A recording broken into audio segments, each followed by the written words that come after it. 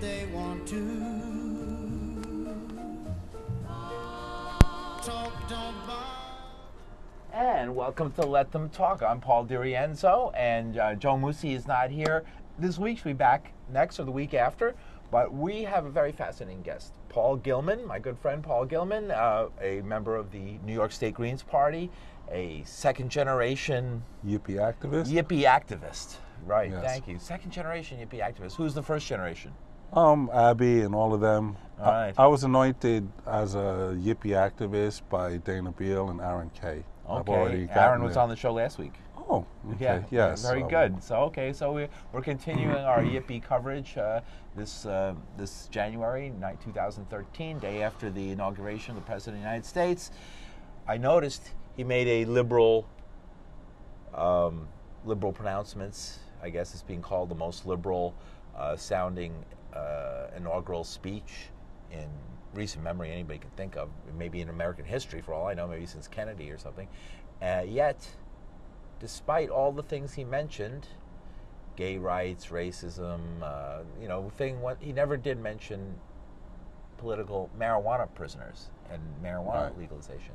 And it seems like it's so easy for people to overlook something that affects the lives of millions of people, and that's we're talking about marijuana prohibition. And marijuana prohibition, Paul Gilman, has affected your life. Yes, I was locked up for 4 years and numerous years of probation for cannabis, 350 pounds. I do not feel I'm a criminal. Actually, I am not a criminal. The crime was locking me up and all the millions of people like me who are locked up purely for cannabis offenses. That's something somewhat courageous statement on your part, since you're still on probation, right? Well, I'm not violating any laws right now. I'm for human rights. And going back to Obama, he has constantly thwarted all efforts to legalize cannabis. You know, he's said that he would make it a low priority. He said that when California was, when California had their medical marijuana, was a big thing, that he would have the DEA not arrest people for that. Like, there's states' rights and federal rights, and the states, you can pass a law on a state level, and then the state law enforcement will have to obey that, but the feds don't. And so when California was threatening with Proposition 19 about 2 or 3 years ago to make full legalization, he sicked the DEA and the Justice Department on California. DEA agents and just a bunch of about 5 DEA agents wrote a big letter that was printed in the Wall Street Journal and other national publications threatening California with all kinds of sanctions. And so the Obama administration has fostered the war in Mexico, the drug war in Mexico, which is claimed, they say conservatively 60,000 lives, but it's probably closer to 90 to 100,000. And I get that figure from the Caravan of Peace, which is run by Mexicans, this guy Javier Siciliano, whose son was murdered in the drug war, was drug war casualties. So that's their estimate, 90,000 people. Right, and of course, during the election, we haven't heard about it since, because the Republicans just used it for their own purposes, but the whole Fast and Furious scandal where American weapons were being shipped into Mexico, really. Right. As part of a sting. Well, that's a common thing. You know that, Paul, that back during the Reagan administration and during the Bush administration, there were many cases where drugs were allowed from Mexico into the United States purposely by the DEA, very embarrassing, and they were lost track of them and they disappeared into America because they were allegedly trying to follow the drugs to see where they were going. So they allowed the guns into Mexico and the drugs into the United States. And when they're caught, they say, oh, we were doing it on purpose because we're trying to find out what the trafficking routes are. Well, that's what they say. I find that hard to believe. The most notorious case of that is the Iran-Contra with Celerino Castillo. And that was purely for the CIA to get extra legal money. The CIA does not like to rely on Congress and the Senate for their money, and so they'll deal in drugs. They did this in Vietnam.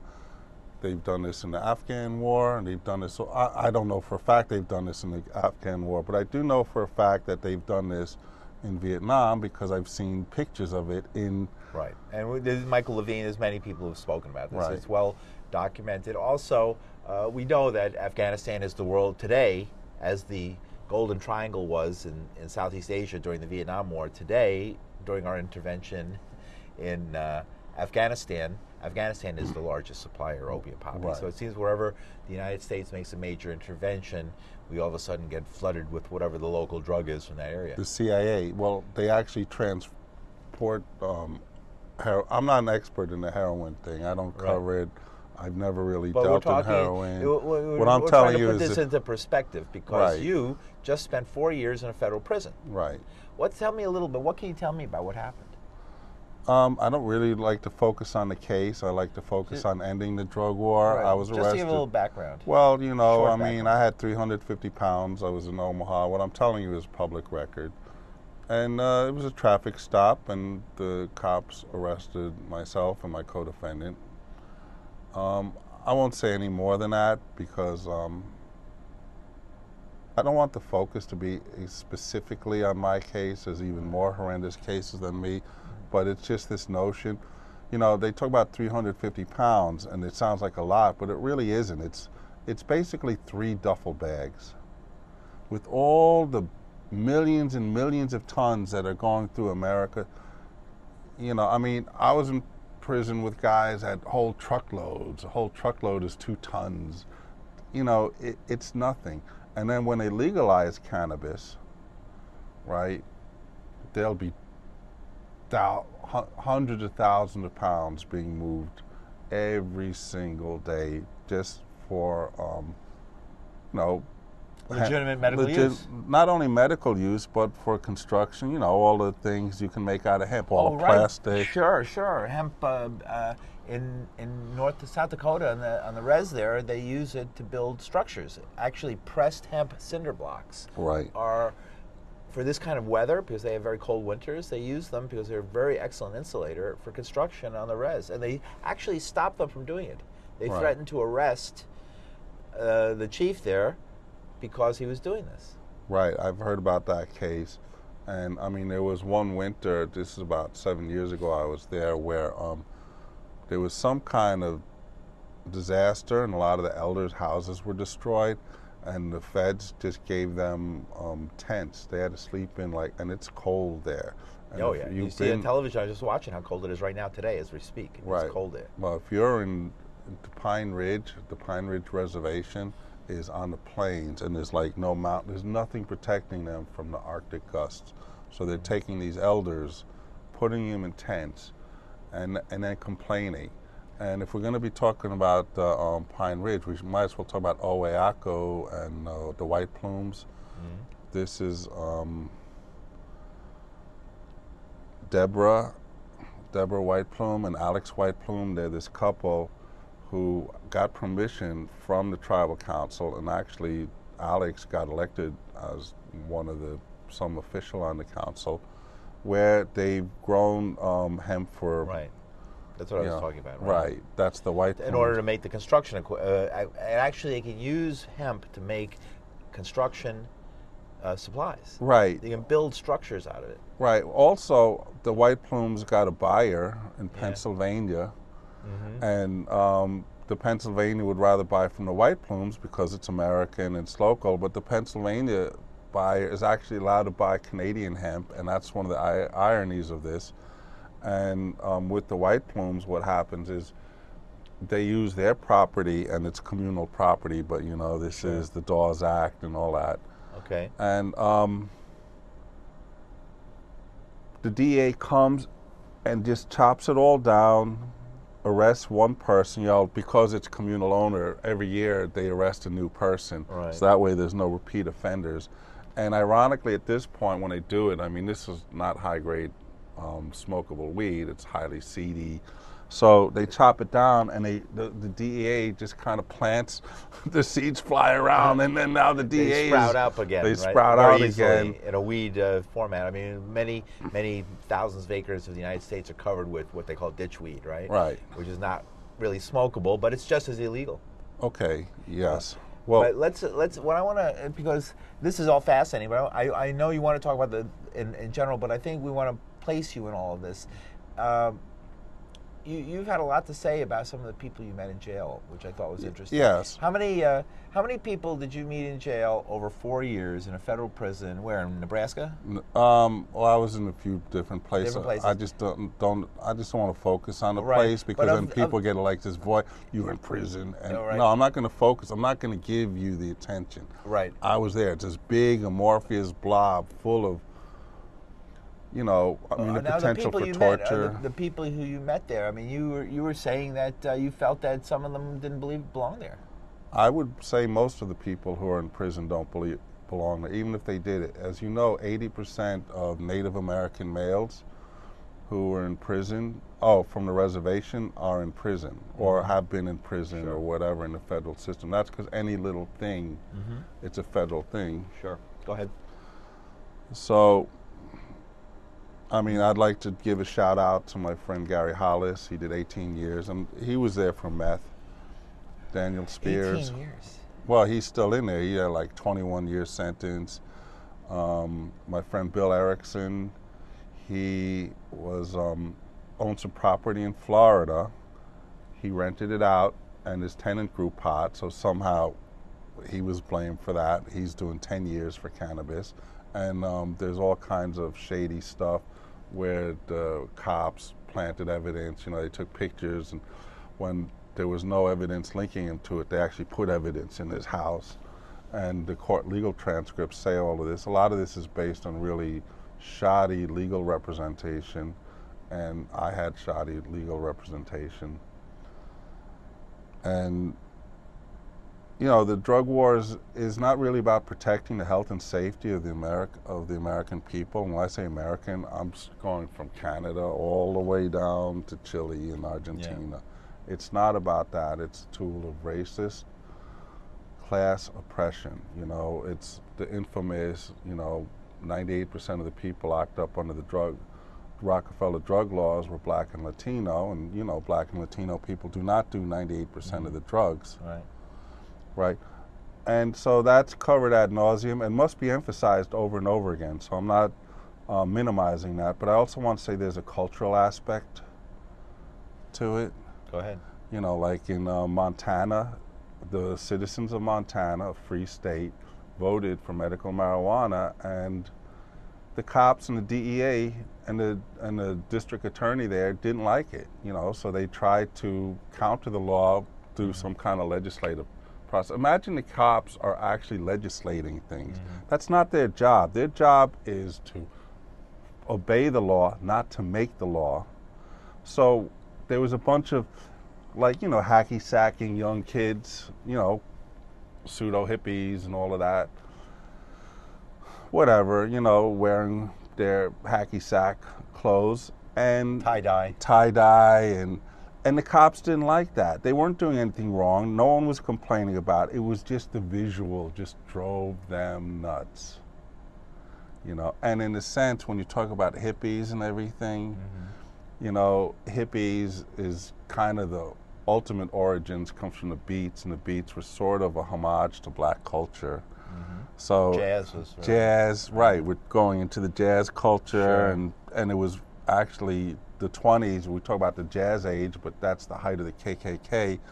And jazz and cannabis was there, ameliorating a lot of the class and race hatred. People were getting along.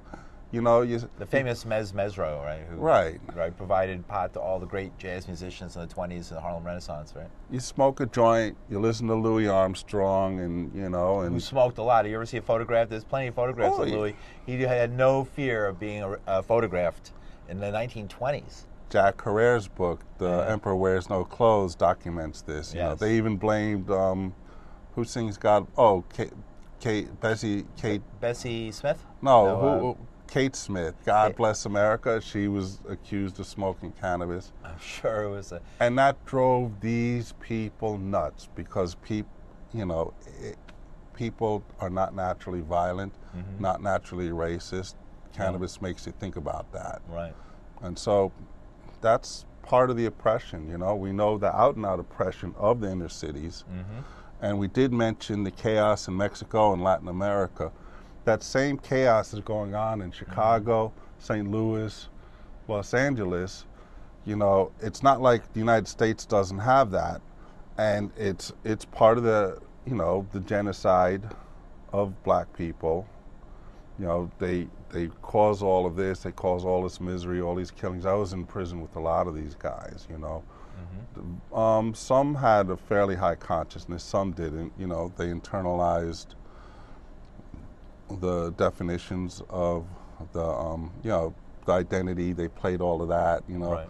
They had their identities were stolen. Their real Afrocentric identities or their identities as American citizens were totally gone, and the void was filled by this kind of codependent relationship with the police and everything. That's not everybody, but that is an element That's there. interesting.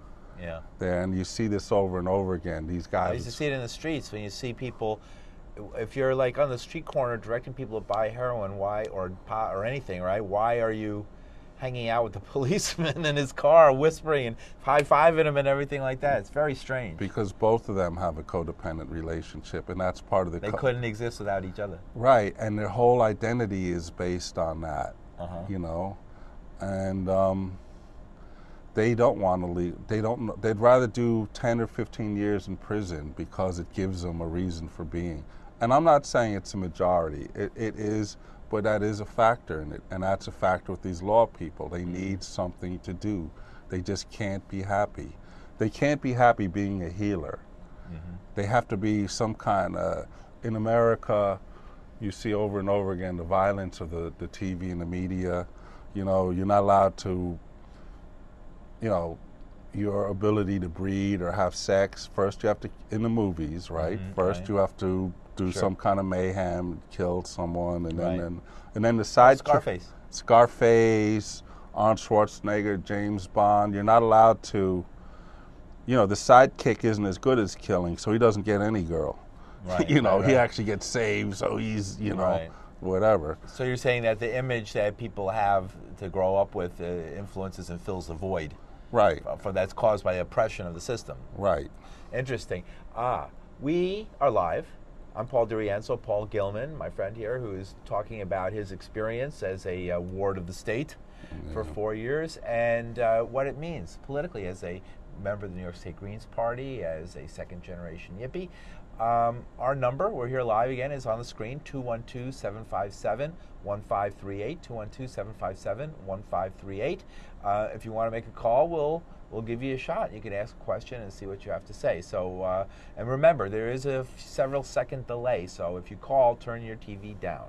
Please turn it down if you call, okay? Because you'll find it very difficult to follow while watching TV at the same time. All right, Paul Gilman, hopefully we'll get a call. Number's on the screen. But what did you learn from all this experience? Well, I learned to find inner strength and not give up. I still want to legalize it. I'm not condemning the victims of the drug war. People have authentic identities that are not based on these fake codependent relationships that are not identified by that. I've learned that there's still a lot of love out there. I've also learned that the system is getting more and more oppressive, and you feel it's getting worse. Well, not so. Yeah, the drug war. I feel. They're so desperate to keep it going. As the wealth gets concentrated into fewer and fewer hands, less and less people get to partake. That money gets taken from the middle class and everything. There's a certain symmetry to this, that the same people most people have less and less vested interest in maintaining the system and rebel, and you see this through the Occupy. So I think we're in a distinct period of history, and the system responds through violence. It doesn't respond through finding ways where everybody can get along. It responds through cracking down. There's few things so tragic as being the last person killed in a war. Did you ever think of what's it like now that marijuana is being legalized and it is changing the laws? that people who are in jail now or who are arrested now might be among the last people arrested for it. I mean, I heard when the Berlin Wall fell down and all these East Germans, you know, it's like they believed in the system, but they knew it was awful. And then when it came down, they said, we did all of this for nothing. But then what are you going to do? You know, I mean, you're going to subject another generation. That's why I'm publicly speaking out, because I went through this. I didn't have as horrible a situation as so many people. My situation was horrible. But there are a lot of people who had it a lot worse, but I want to give meaning to it. If I can help end it, if I can stop people, new generations going through it, then okay, then it'll be kind of worth it. I mean, I don't know if it's worth it. It happened, you know, so I'm just, you know. When the laws started to change, what was the reaction? Did people take notice to the fact that that the laws were changing and falling in state after state, and start questioning what am I doing here if it's being legalized? Yeah, they a lot of them are still in disbelief. It's this thing where, you know, you're in prison, you have all these hopes, and they're constantly getting dashed, and some kind of legal trick will get you out, and the legal trick didn't work, and you know, until it actually happens, you know, there's a wait and see. About 5 or 6 years ago, when you ask most people, would they ever legalize pot? No, and they come up with all of this kind of reason. No, too much money's involved. They'll never do it. They want to keep it going. 5 years later, we see it's happening. You know, so most people are either just following along and listen to what they call accepted wisdom, or they just jump into the vanguard. No, we can do it. And a lot of it is your attitude. I'm not going to accept the verdicts of these fascists. Well, you don't sound like a person with a lot of remorse. Isn't that required? Or aren't you forced or required by the authorities to have remorse? Well, they want you, I mean, they want you integrated into the system. They want you to love them. They get mad at you when you don't have remorse? When you say, I don't have remorse. I mean, you're not remorseful at all. You don't think you did maybe the smartest thing in the world, but you don't have any remorse over it. It's a political statement. I mean, did Martin Luther King have any remorse when he violated laws? You know, I'm just reading this book, Black Indians, by William Lawrence Katz, and he makes this, I have it over here, he makes this statement. You know, did the slaves that run away have any remorse from violating the slave laws? They ran away and they resisted. Did they have remorse? Yeah, if they got caught, they're sorry they got killed and everything. But I mean, there's a certain moral imperative, and I didn't violate any moral imperatives. In fact, it's immoral to keep this drug war, because cannabis, it's an environmental issue. You can make gasoline out of it, hemp products. An acre of hemp gives you 4 times that same amount of papers. That's same acre. You know all of this. Yes. Well, maybe they don't. So go ahead and tell them. Okay, I mean, if you study this, what I'm saying is not a secret. You know, I mean, you can make gasoline out of it, although there's sugar cane and certain things are probably a little bit better. In the northern climates, you can't use sugar cane. Where'd you get that cough, Paul? Yeah, I don't know. Something's scratchy in my throat. I don't know what it is. Unfortunately, it's nothing illegal. Okay. Anyway. So it's an environmental issue. It's a health issue. You know, the cannabis helps people with AIDS stimulate the appetite that's lost from the AIDS drugs. Chemotherapy, it helps them deal with the chemo. It even helps asthma. Maybe you should be smoking hemp and your asthma would go away. And right, well, it's an itchy throat there. Right. And, you know, I mean, glaucoma, epilepsy, a vast array of things. It used to be promoted as a medicine. No real science ever condemned it. You know, in fact, whenever they do actual science, they prove it. So it's an environmental, medical, it's also a social justice issue. And people, and the left especially, and the right, tend to marginalize it as an issue. But when you get over 1.5 million people in jail for drug felonies, it's not a marginal issue. When you have a DEA that's growing beyond its mandate simply because it has so much money, in other words, the DEA's sole mandate is to drug. Sure. Right, but in Bolivia, you know, Evo Morales had to kick them out because they were involved in local Oh, the politics. DEA people. Yeah, Yeah, DEA. agents, and in Venezuela too. In Venezuela and Nigeria, they've been involved in Right. local politics. That's not their job. The president of Panama asked them for intelligence. Yeah. So for some Well, they're reason, about to legalize in a lot of the South American states, and it's virtually legalized in already in Argentina. right, and that's okay. But so the DEA, you know, it's now operating as this dog unleashed. You know, it doesn't care. Right. You know, I mean, they'll bust in California. You didn't have any interactions with those people, though. Mostly, you just ran into a local Yeah, I mean, Flatfoot. I don't know what the hell they were. You know, I choose not to look. They were highway patrol, and you know, I mean, as far as I'm concerned, they're like a concentration camp guard. You know, they're as criminal as any cartel member. You know, I mean, you violate human laws, the sanctity of life. You know, when you throw I wasn't in prison for 20 years. I was there for 3.5, 4. That's a crime. I don't care why, for a nonviolent offense, you know, so. Well, we have about 2 minutes. Can you tell us, Paul Gilman, any way people can get in touch with you, learn more about this? Do you have a website, anything like that? Well, right now I'm promoting the New York City Cannabis March, the Worldwide Cannabis March. The first Saturday in May. Right. Of I'm course. also part of May 4th, I think. New York City SOA Watch, which is an anti-torture group. You know, Stop the School of the Americas. School of the Americas trains foreign, you know, Mexican police who then have high-level combat trained, then defect and join the cartel hit squads. Right. Pay a lot more. I mean, we can do a whole nother show on this, you know. Yeah. So it's a local issue. It's a international issue. It's not a marginalized issue. I demand that the peace movement include stop the drug war equal to stopping the wars in Afghanistan and Iraq. And for all those arrested for cannabis and nonviolent drug offenses, I want pardons. I want apologies, I want reparations, and I want a Truth and Reconciliation Commission. Reparations. A Truth and Reconciliation Commission? That's interesting. Yes. Okay, reparations? Yes. Financial reparations? Yes.